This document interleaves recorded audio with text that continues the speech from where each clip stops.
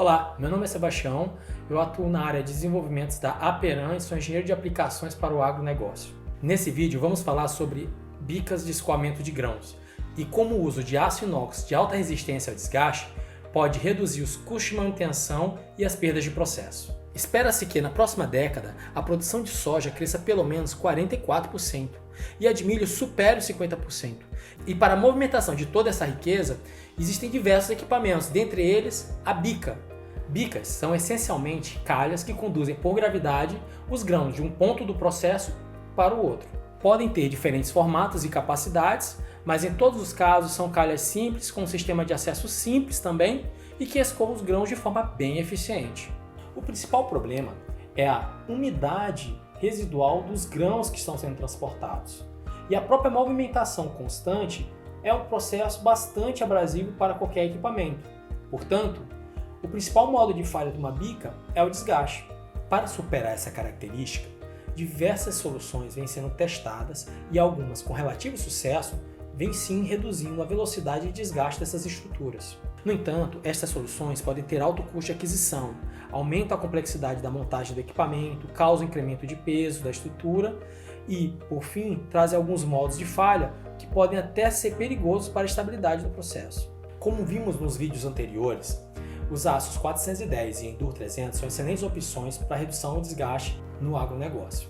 Até o momento, já nos deparamos com inúmeros casos onde o uso de aço inoxidável praticamente cessou o processo de desgaste em bicas críticas. Sabendo disso, vamos analisar alguns cenários e entender as potencialidades da mudança de um aço carbono comum para outros materiais e outros sistemas de revestimento, aqui incluindo o aço inoxidável. Para isso, vamos fazer uma análise financeira do custo de fabricação de um metro linear de bica padrão com 660 mm de largura e 420 mm de altura, ou seja, um equipamento bem típico. Para tal, vamos levar em consideração todas as etapas do processo de fabricação, do corte à dobra, soldagem, montagem, pintura e, por fim, os revestimentos. Primeiramente, vamos falar sobre o custo de aquisição. Para tal, vamos comparar o uso do aço carbono comum, no caso um 1045, com sistemas onde o aço carbono é revestido com o HMW, ou com revestimentos compósitos, ou pastilhas cerâmicas, aços carbono microligados de alta resistência e os nossos aços inoxidáveis. Note que o revestimento por pastilhas cerâmicas foi um cenário com maior custo de implantação, com um aumento de 324% referente ao aço carbono. Soluções mais tradicionais, como o revestimento com o HMW, aumentam o custo de implantação em 31%.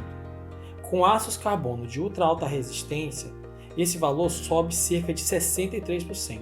Importante notar que nos dois cenários com aço inox Enduro 300, os incrementos de custo foram os menores, com 29% para simples substituição e apenas 8% no projeto otimizado.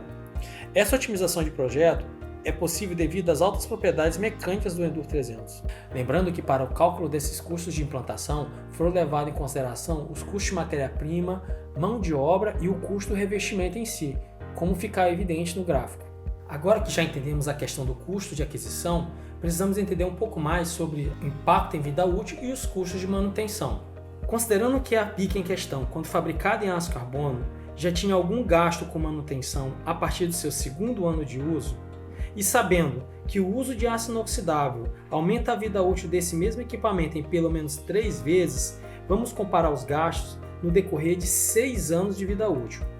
Notem que os cenários com inox reduzem o custo total, aqui incluindo a implantação e os custos de manutenção, em cerca de 50% e 58% no cenário otimizado. Outras soluções se mostraram menos econômicas, ou mesmo não se pagam no período analisado.